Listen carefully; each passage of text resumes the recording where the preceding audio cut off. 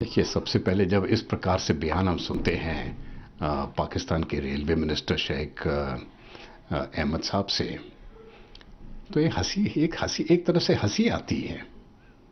क्या ये पार्लियामेंट में बोल रहे हैं, प्रेस कॉन्फ्रेंस में बोल रहे हैं, या किसी कॉमेडी शो में बोल रहे हैं? इस प्रकार के बयान एक मंत्री, जो पाकिस्तान के मंत्री हैं, उनसे आना, मैं नहीं समझता हूँ ये शोभा देता है।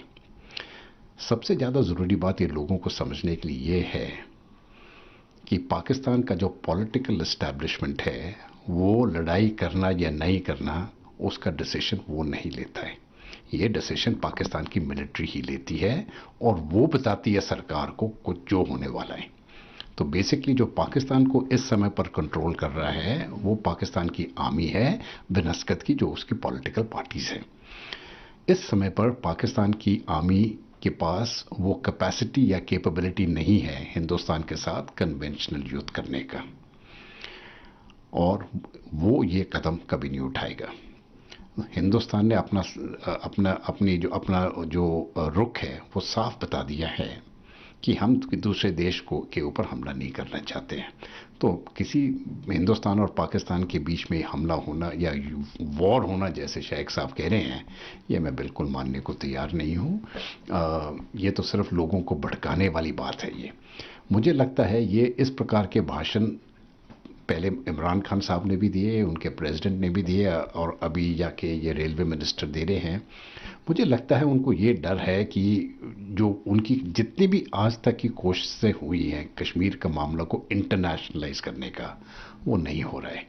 पूरी दुनिया ने कह दिया है कि जो भी पाकिस्तान और हिंदुस्तान के बीच में जो प्रॉब्लम्स हैं, ये बायलैटरल होंगे, और भारत और पाकिस्तान इसको बायलैटरल तौर से ही सॉल्व करेंगे। इसमें किसी तीसरे आदमी का हक नहीं है, तीसरे देश का हक नहीं है।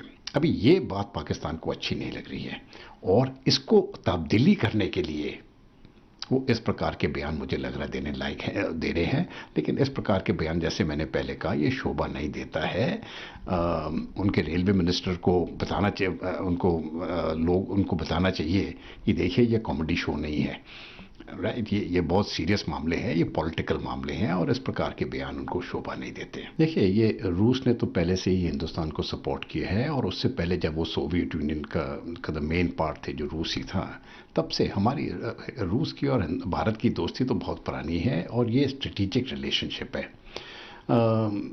जो स्टेटमेंट दिया है उनके एम्बेसडर ने, हम उसका समर्थन करते हैं, और ये सिर्फ एक ही चीज़ जाहिर करता है कि रूस का सपोर्ट, और जैसे पूरी दुनिया का सपोर्ट, वो भारत के साथ है। उन्होंने आर्टिकल 370 का जिक्र किया कि ये इंटरनल मामला है हिंदुस्तान का, और ये बिल्कुल सही बात है। ये समझना चाहिए पूरे लोगों को, या दुनिया को ये समझना चाहिए कि जब 370 के जो प्रोविजंस हटा दिए गए, वो एक डेमोक्रेटिक तरीके से किया गया था। वो इशू जो है वो पार्लियामेंट लाया गया, राज्यसभा में और लोकसभा में, और दोनों हाउसेस में दो तिहाई बहुमत से ज़्यादा करके पास हुआ।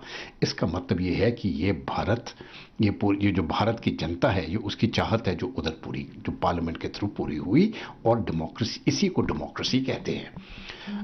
किसी भी देश को इसके ऊपर बात करने का भी मेरा नहीं ख्याल है कोई हक बनता है। ये भारत का इंटरनल मामला है, और जो भी हमारे मामला किसी दूसरे देश के साथ है, जैसे पाकिस्तान के साथ है, वो जो इशू पाकिस्तान के साथ है, वो बायलैटरल इशू है, वो बायलैटरल इशू ही रहेगी। और जैसे हमारे प्रधानमंत्री ने प्रेसिडेंट डोनाल्ड ट्रंप को साफ अक्षरों में बताया कि हमारे पास वो शक्ति और क्षमता है कि हम अपने प्रॉब्लम्स खुद ही इस्तेमाल कर लेंगे, को हल कर लेंगे, और हम किसी भी तीसरे देश की सहायता यहाँ पर नहीं चाहते हैं। तो ये स्टैंड बिल्कुल क्लियर है, और इसमें कोई तब्दीली आने वाली नहीं है।